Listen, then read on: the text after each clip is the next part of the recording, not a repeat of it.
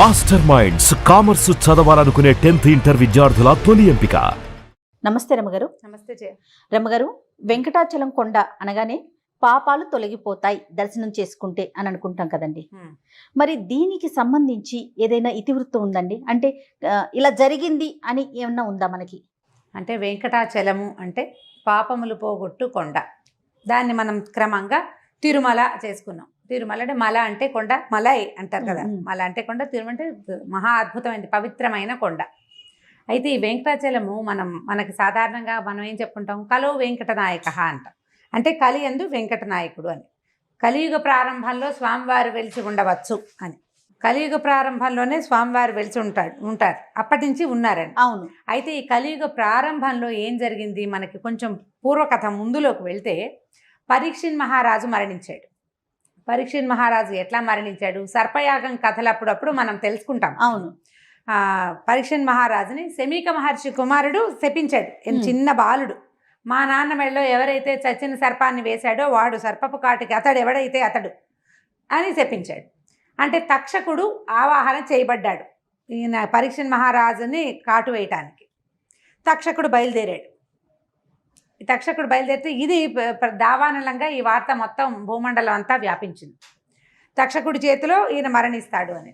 అయితే దానికి ఒక గ్రామంలో కశ్యపుడని ఒక మహామంత్రవేత్త, ఆయుర్వేదవేత్త ఒక ఆయన ఉన్నాడు. ఆయన ఆయుర్వేదము మంత్రశాస్త్రము ఔపోసన పట్టినవాడు. తక్షకుడు కాటు వేసిన తర్వాత తన ఆయుర్వేద మంత్రశక్తితోటి రాజును బతికిద్దామని బయలుదేరాడు. తక్షకుడు కశ్యపుడు ఎదురుపడ్డారు, మాట్లాడుకున్నారు. తక్షకుడు తన పని చెప్పాడు, కశ్యపుడు తన పని చెప్పాడు. ఇద్దరూ చెప్పాక అయితే ఈయన తక్షకుడు ఏమన్నాడు, నేను మహాశక్తివంతుడిని, పైగా ఋషి శాపంతో ఆవాహన చేయబడ్డవాడిని. ఆ ఋషి యొక్క మంత్రశక్తి కూడా నా యందు ఉంటుంది, దాన్ని నువ్వు కాపాడలేవు, నేను కాటు వేసిన దాన్ని నువ్వు కాపాడలేవు, నాకు ప్రచండ శక్తియుక్తులు ఉన్నాయి అన్నాడు. అనేసరికి కశ్యపుడు అన్నాడు, కాదు నాకు అంతకంటే శక్తి ఉందన్నాడు. అయితే తక్షకుడు ఏం చెప్పాడంటే, ఇదిగో ఈ చెట్టు, ఒక చెట్టుని, దీన్ని పచ్చగా ఉంది, దాని నిండా ఆకులు పువ్వులు, పెద్ద చెట్టు, దీన్ని కాటేస్తా, దీన్ని బతికిచ్చి చూపించమన్నాడు. దాన్ని కాటు వేశాడు. కాటేస్తే అంత పచ్చటి చెట్టు మలమల మాడిపోయి విషానికి, అంత భయంకరమైన విషం, ఆకులన్నీ రాలిపోయి పువ్వులు రాలిపోయి మొత్తం దగ్ధమైపోయినట్టుగా ఎండు కట్టెగా అయిపోయి. కశ్యపుడు తన మంత్రం శక్తితోటి ప్రపంచంలో ఉన్న ప్రతి జీవరాశిలోనూ భగవంతుడే ఉన్నది సత్యమైతే ఇందులో కూడా భగవంతుడు ప్రతిఫలించాలని ప్రార్థించి మంత్రం వేశాడు. ఆ చెట్టు మళ్ళీ చిగిర్చేసింది, మళ్ళీ యథాతథంగా ఆకులు గీకులు అన్నీ వచ్చేసాయి. తక్షకుడు ఆశ్చర్యపోయాడు, అబ్బా చాలా బాగుంది, నువ్వు చాలా గొప్పవాడివే, అయితే నువ్వు ఎందుకు వెళ్తున్నావు అంటే, నేను రాజును బతికించి రాజు దగ్గర నుంచి అనంతమైనటువంటి సంపదను పొందటానికి వెళ్తున్నాడు కశ్యపుడు. ఆ సంపద అంతా నేను నీకు ఇస్తాను, డబల్ ఇస్తాను, రెండింతల సంపదను నేను నీకు ఇస్తాను, నువ్వు వెళ్ళిపోమన్నాడు. కశ్యపుడు ఆలోచించుకున్నాడు. ఆలోచించుకుని ధ్యానంలో ఆయనకి ఏం తెలిసింది, ధ్యానానికి కూర్చున్నాడు.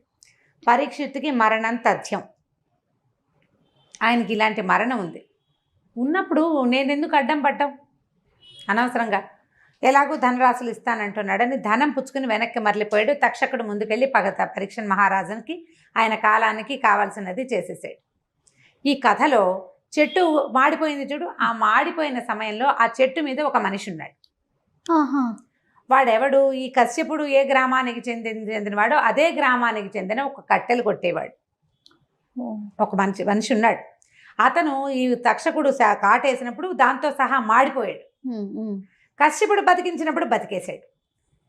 చెట్టు దిగి వెళ్ళి గ్రామంలో అందరికీ చెప్పాడు, ఇట్లా జరిగింది, కశ్యపుడు రాజుని బతికించడానికి వెళ్ళి తక్షకుడు ఇచ్చిన అనంత ధనరాశిని తీసుకుని వెనక్కి మరలిపోయాడు, రాజును రక్షించడానికి వెళ్ళలేదు అని. దాంతో గ్రామానికి వెళ్ళిన కశ్యపుడిని గ్రామంలో బహిష్కారం చేసేశారు వాళ్ళంతా. రాజు చనిపోవటం తథ్యమైనా సరే చివరి నిమిషం వరకు నువ్వు ప్రయత్నం చేయాలి, మానవ ప్రయత్నం చేయాలి కదా. ఖచ్చితంగా రాజు మరణానికి నువ్వు కారణం, ఆయనకు బతికించే అవకాశం ఉండి కూడా నువ్వు తీసుకోలేదు అంటే రాజు హత్య చేసావు నువ్వు. రాజహత్య బ్రహ్మహత్యతోటి సమానం. రాజు ఎవరు, నా విష్ణు పృథివీపతి అంటారు. పృథ్వీకి రాజు విష్ణువు ఆయనే. పృథివీపతి అంటే ఏంటంటే విష్ణుమూర్తి స్వరూపం, భూభర్త రాజు అంటే.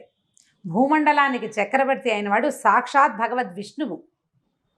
భగవానుడైన విష్ణు స్వరూపుడైన వాడిని నీకు బతికించే అవకాశం ఉంటే ధనరాశి కోసం వదిలిపెట్టావు నువ్వు. అతను ఏం చెప్పినా వాళ్ళు వినలా. గ్రామ బహిష్కారం చేశారు ఆయన. ఒప్పుకోలేదు వాళ్ళు.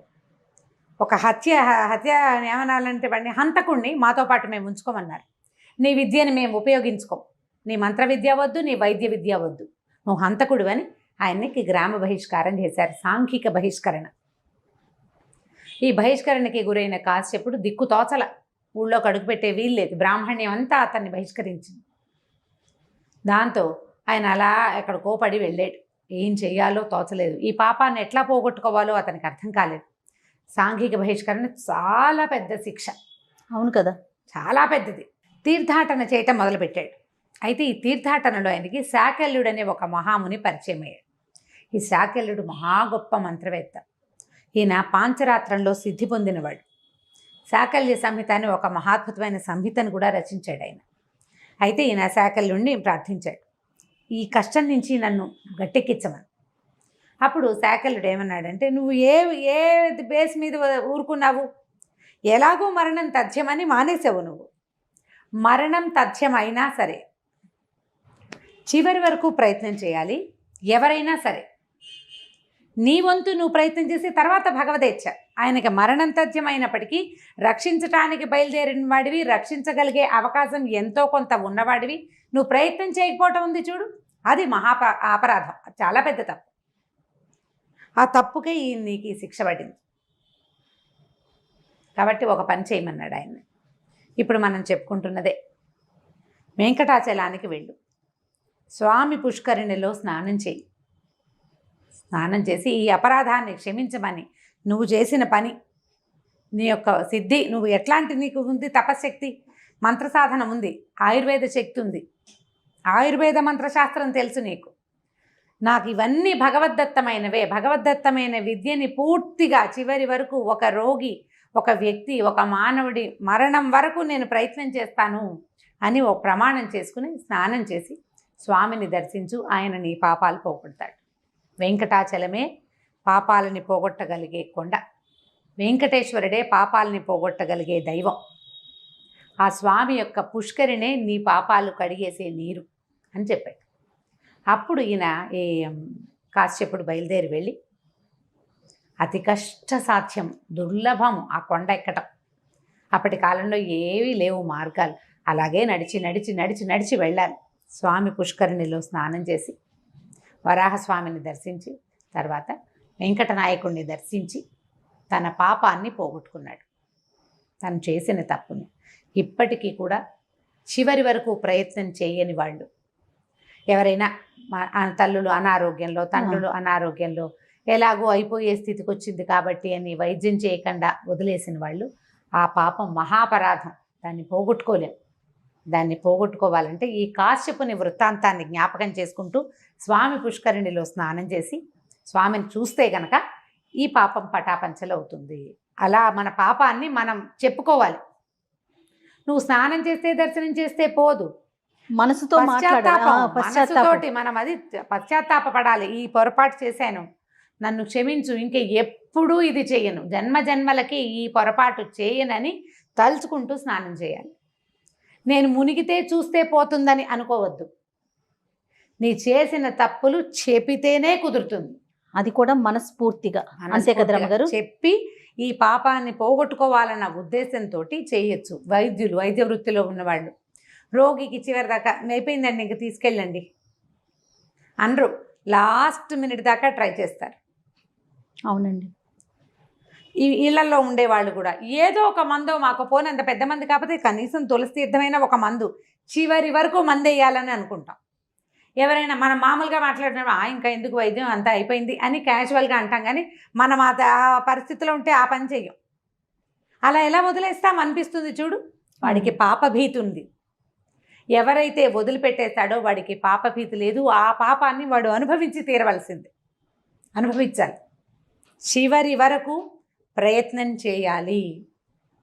అందుకని మరణం తర్వాత తీసుకెళ్ళేటప్పుడు కూడా ఎక్కడో ఒక చోట దింపుడు కళ్ళ మాసన అక్కడ ఒకసారి దింపి ఆ మనిషికి బతికే అవకాశం ఉందేమో చూస్తారు. పురాతనమైన పద్ధతులు పిచ్చి పద్ధతులు కావమ్మా. అవన్నీ కూడా మన పెద్దవాళ్ళు ఆలోచించి పెట్టినవే. ఆఖరి నిమిషం వరకు అవకాశం ఇవ్వవలసిందే. ప్రతి ప్రాణిలోనూ ఉన్నది భగవదంశే. అది ఎప్పుడు ప్రజ్వరిల్లుతుందో ఆ అగ్ని మనకు తెలియదు. చివరి వరకు ఆ అగ్నికి మనం అవకాశం ఇవ్వాలి. అది ఇవ్వని కాశ్యపుడు ఇలాంటి ఇబ్బందికి గురయ్యాడు. కరెక్ట్గా పరీక్షిత్ మహారాజు మరణించిన తర్వాత ఇంకా కొంచెం కొద్దిగా మిగిలింది. కలి అంటే ద్వాపర యుగం చివరికి వచ్చేసింది కదా, కలి ప్రారంభం అవుతుందని చెప్తారు. జనమేజయుడు వెళ్ళిపోయాక అట్లా కాస్త అటు ఇటుగా ప్రారంభమైంది. అప్పటి నుంచే స్వామివారు ఉన్నారు. అప్పుడే కాశ్యపుడు వచ్చి స్వామిని దర్శనం చేశాడు. మనం కూడా ఇప్పటికీ కూడా ఇప్పుడు అవన్నీ ఉన్నాయండి, ఇలాంటి ప్రశ్నలు వేయొద్దు. అలాంటివి లేకపోతే మనం దర్శనానికి వెళ్ళాలన్న ఊహే రాదు మనకి. ఎందుకు చూడ్డం, ఎందుకు తిరుమలకు వెళ్తాం, మన పక్క సందులో ఉంటుంది గుడి, ఎందుకు మన ఇంట్లో ఒక పటం పెట్టుకుంటాం. అసలు దేవుడే లేడు, మనమే పుట్టామని భావిస్తాం. తర్వాత మనంతటా మనమే పుట్టాం, మనమే వెళ్ళిపోతాం, మన ఇష్టారాజ్యం. ఊరికి నోటి మాటకే కదా, లోపల తెలియదు మనకి. మనంతటా మనం పుట్టలేదు, మనంతటా మనం చేయలేదు, మనంతటా మనకి ఏది రాదు. అన్నీ భగవంతుడు ఇవ్వవలసిందే.